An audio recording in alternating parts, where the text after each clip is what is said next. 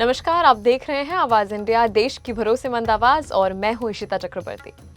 आइए एक नजर डालते हैं देश विदेश से जुड़ी 20 बड़ी खबरों पर।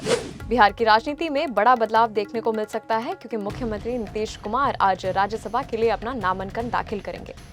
उनके राज्यसभा जाने की खबर से राज्य की सियासत में हलचल तेज हो गई है। राजनीतिक गलियारों में नए मुख्यमंत्री को लेकर चर्चाएं शुरू हो गई है। कई संभावित नामों पर मंथन चल रहा है। माना जा रहा है कि ये फैसला बिहार की भविष्य की राजनीति को प्रभावित कर सकता है। राज्यसभा की 37 सीटों के लिए नामांकन दाखिल करने का आज अंतिम दिन है। इस बीच कांग्रेस पार्टी ने अपने उम्मीदवारों की सूची जारी कर दी है। पार्टी ने वरिष्ठ वकील अभिषेक मनु सिंघवी, वेम नरेंद्र रेड्डी, फूलो देवी नेताम और कर्मवीर सिंह बौद्ध को उम्मीदवार बनाया है। इन नामों को लेकर पार्टी ने सामाजिक और राजनीतिक संतुलन साधने की कोशिश की है। अब इन सीटों पर चुनावी मुकाबले को लेकर राजनीतिक सरगर्मियां बढ़ गई है। तेलंगाना के मुख्यमंत्री रेवंत रेड्डी ने दिल्ली में केंद्रीय गृह मंत्री अमित शाह से मुलाकात की। बैठक के दौरान उन्होंने राज्य में बढ़ती प्रशासनिक और सुरक्षा जरूरतों का मुद्दा उठाया। उन्होंने मांग की कि राज्य में आईपीएस अधिकारियों की संख्या 83 से बढ़ाकर 105 की जाए। मुख्यमंत्री ने बताया कि पिछले 2 वर्षों में 591 माओवादी हथियार छोड़कर मुख्यधारा में लौट आए। उत्तर प्रदेश के मुख्यमंत्री योगी आदित्यनाथ ने होली के अवसर पर भगवान नरसिंह की शोभा यात्रा में भाग लिया। इस दौरान उन्होंने श्रद्धालुओं को संबोधित भी किया। उन्होंने कहा कि मर्यादा, भक्ति, जीवंतता और समरसता की सनातन धर्म की असली शक्ति है।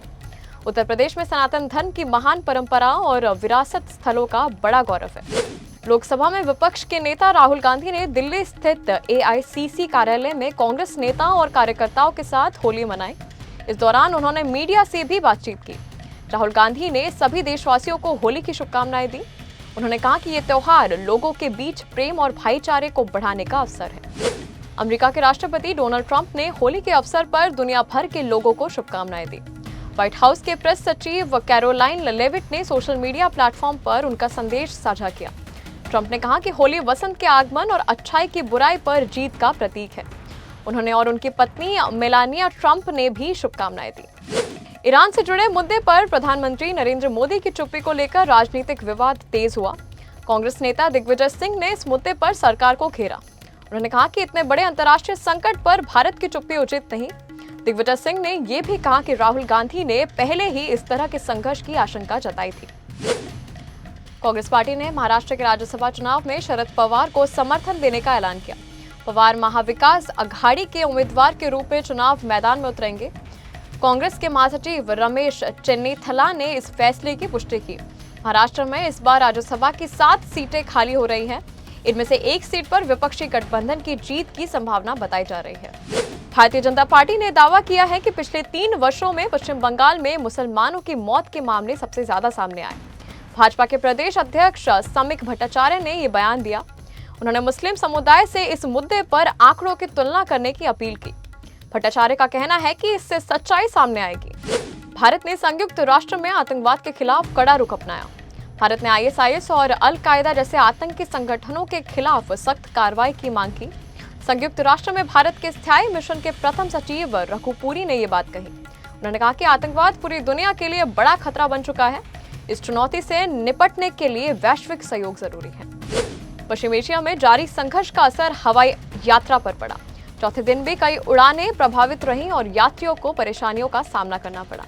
अब तक भारतीय और विदेशी एयरलाइंस की 1500 से ज्यादा उड़ानें रद्द हो चुकी हैं। हजारों यात्री अलग अलग एयरपोर्ट पर फंसे हुए हैं। एयरलाइंस कंपनियां हालत सामान्य होने का इंतजार कर रही हैं। अमेरिकी राष्ट्रपति डोनाल्ड ट्रंप ने ईरान के खिलाफ चल रही सैन्य कार्रवाई को उम्मीद से बेहतर बताया। उन्होंने इस अभियान को 10 में से 15 अंक दिए। ट्रंप का दावा है कि ईरान की सैन्य क्षमताओं को तेजी से कमजोर किया जा रहा है।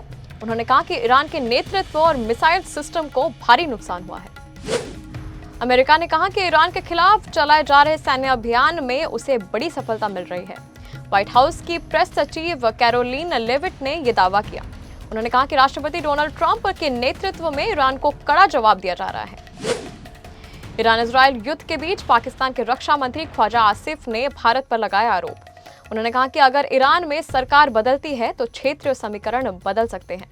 आसिफ का दावा है कि ईरान, भारत और अफगानिस्तान मिलकर पाकिस्तान के खिलाफ खड़े हो सकते हैं। उनके इस बयान से दक्षिण एशिया की राजनीति में नई चर्चा शुरू हो गई है। हिंद महासागर में एक अमेरिकी पनडुब्बी के हमले में ईरानी जहाज डूबने की खबर सामने आई है। इस घटना में करीब 80 लोगों की मौत होने की आशंका जताई गई है। हालांकि अमेरिका ने अब तक मृतकों की संख्या की पुष्टि नहीं की। भारी गिरावट के बाद गुरुवार को घरेलू शेयर बाजार ने मजबूत शुरुआत की। बीएसई सेंसेक्स सुबह करीब 341 अंकों की बढ़त के साथ 79,457 के स्तर पर पहुंच गया।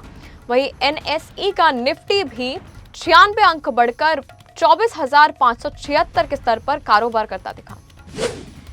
दिग्गज अभिनेता विजय कृष्ण का हुआ निधन। उन्होंने कई चर्चित फिल्मों में अपनी दमदार अदाकारी से पहचान बनाई थी। फिल्म देवदास में उन्होंने शाहरुख खान के पिता की भूमिका निभाई थी। इसके अलावा गुजारिश, गांधी और पीके जैसी फिल्मों में भी नजर आए थे। अभिनेत्री राजश्री देशपांडे ने खुलासा किया कि उन्होंने शुरुआती चरण में ब्रेस्ट कैंसर का पता चला। उन्होंने बताया कि समय पर जांच होने के कारण बीमारी का जल्द पता चल गया। हाल ही में उनकी सफल सर्जरी भी हो चुकी है। फिलहाल वो तेजी से स्वस्थ हो रही है। बॉलीवुड सितारों ने इस साल होली का त्योहार पूरे उत्साह के साथ मनाया। कई सेलिब्रिटीज ने सोशल मीडिया पर अपनी तस्वीरें और वीडियोस शेयर किए। कटरीना कैफ और विक्की कौशल ने बेटे के साथ अपनी पहली होली सादगी से मनाई। वहीं वरुण धवन, कृति सैनन और रणदीप हुड्डा ने भी परिवार के साथ रंगों का त्योहार मनाया।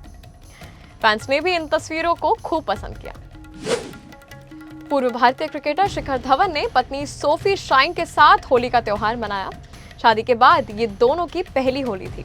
धवन ने सोशल मीडिया पर जश्न की तस्वीरें साझा की। अब तक के लिए बस इतना ही। आप देखते रहिए आवाज इंडिया, सच्चाई की खबर।